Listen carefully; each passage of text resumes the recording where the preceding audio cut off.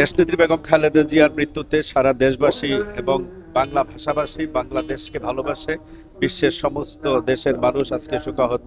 আমি সুখ বইতে লিখেছি, ইতিহাসের এক মহাকাব্যের পরিসমাপ্তি ঘটল দেশনেত্রী বেগম খালেদা জিয়ার প্রয়াণের মাধ্যমে। আজকে দেশের সুখ চলতেছে। আমরা যারা জাতীয়তাবাদী আদর্শ অনুপ্রাণিত, আমরা এতিম হলাম এবং দেশ অভিভাবক হারালো। জাতীয়তাবাদী শক্তিতে, জাতীয়তাবাদী চেতনায় বিশ্বাসী সকল সর্বস্তরের জনগণ আজকে তাকিয়ে আছে তারেক রহমানের দিকে। বেগম খালেদা জিয়ার অসমাপ্ত কাজ সম্পন্ন করবেন এবং এই জাতিকে নেতৃত্ব দিয়ে বাংলাদেশকে সমৃদ্ধশালী এবং মর্যাদার দেশ হিসেবে বিশ্বের দরবারে প্রতিষ্ঠিত করবেন, এই আশাবাদ ব্যক্ত করছি এবং এটা তারেক রহমান সাহেবের পক্ষে সম্ভব।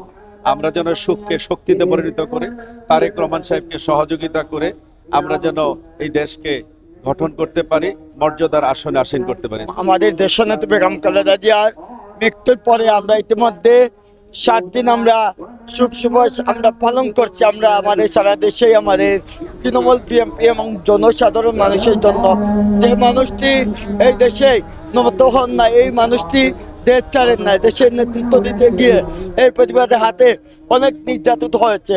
আজকে শেখ হাসিনার কারণে আজকে আমার নেত্রীর মৃত্যু হয়েছে। আমরা চাই এই দেশে আমাদের ভারপ্রাপ্ত চেয়ারম্যান তারেক রহমান যেন সহযোগিতা করতে পারি, আমরা আমাদের একটি গণতন্ত্রী একটি সরকার যেন প্রতিষ্ঠিত হতে পারে। শোক বইতে লিখেছি, প্রিয় মা, আপনার এই ত্যাগ বাংলাদেশে যতদিন থাকবে, বাংলাদেশে মাটিও মানুষ যতদিন থাকবে, আপনার এই ত্যাগের জন্য প্রতিটা মানুষ আপনার কাছে ঋণী হয়ে থাকবে এবং আপনি এই দেশের জন্য যেই ত্যাগ স্বীকার করেছেন, এই দেশে গণতন্ত্র প্রতিষ্ঠার জন্য, এই দেশের সুস্থ নির্বাচন প্রতিষ্ঠা করার জন্য, তা প্রতিটা মানুষের হৃদয়ে স্পন্দন হয়ে থাকবে, চিরস্মরণীয় হয়ে থাকবে।